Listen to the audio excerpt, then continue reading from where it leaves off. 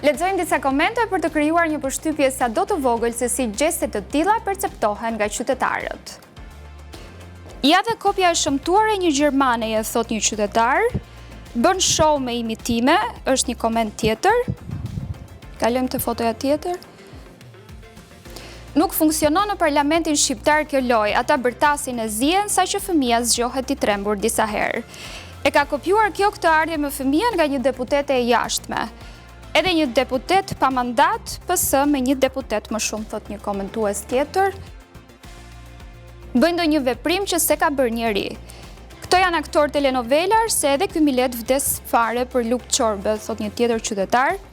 Për ligjet e Republikës është ndaluar puna deri në 63 ditë pas lindjes, thuhet në një tjetër koment. Pra ky nuk është vetëm një debat shqiptar. Në Gjermani, deputetja Hanna Steinmüller foli në Bundestag me beben e saj në krah. Dhe nëse u hidhje një sy komenteve në profilin e saj në Instagram, mund të shihet se qëndrimet e ndjekësve të saj ishin kryesisht pozitive. Absolutisht model, thot një prej komentuesve. Mendoj se politikanët janë të privilegjuar, për shembull një infermiere që nuk ka mundësi të marrë fëmijën e saj në ambientet e punës. Për mua nuk përbën as pak model, kam punuar me vite me kohë të pjesshme dhe djali im sapo ka filluar shkollën. Më bën të ndihem keq kur e shoh këtë. Kjo grua nuk e ka ide në jetës reale. Ky është opinioni im. Në Itali, Gilda Sportiello votoi duke i dhënë gjy fëmijës. Pra është një debat global, a mund të kombinohet politika apo puna në përgjithësi me prindërimin? Shumë thonë po, Shqipëria ende po mëson.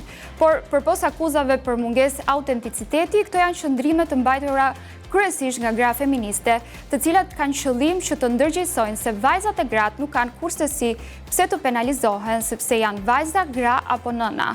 Po ashtu ato duan të nënvizojnë sfidat që hasin, por edhe faktin se detyrat e tyre si nëna nuk i pengojnë ato që të jenë të afta dhe produktive në punë.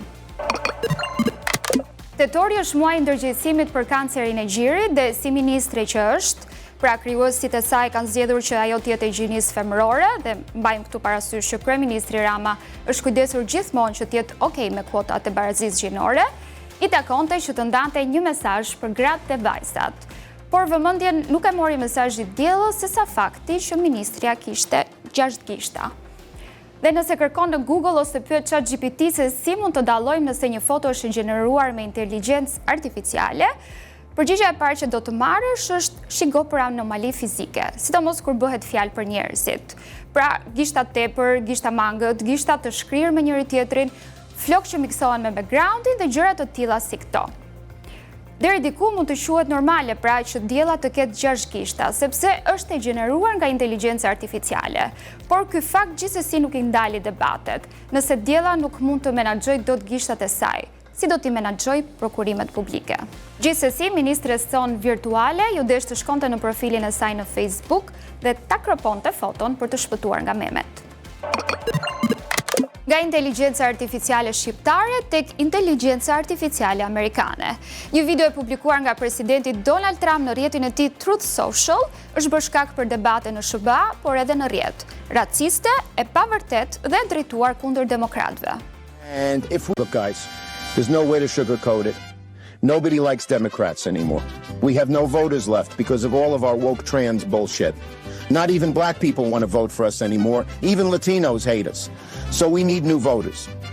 And if we give all these illegal aliens free health care, we might be able to get them on our side so they can vote for us. They can't even speak English.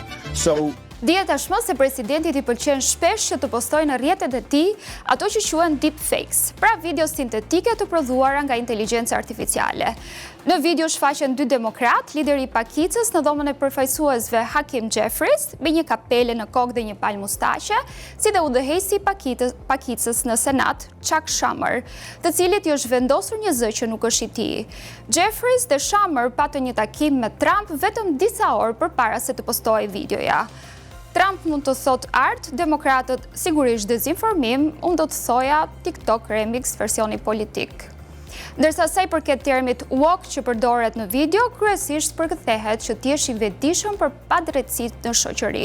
Dhe republikanët i përdorin shpesh në konotacion negativ për t'u referuar ideve progresiste, ndryshimeve kulturore dhe politikave të krahut të majt.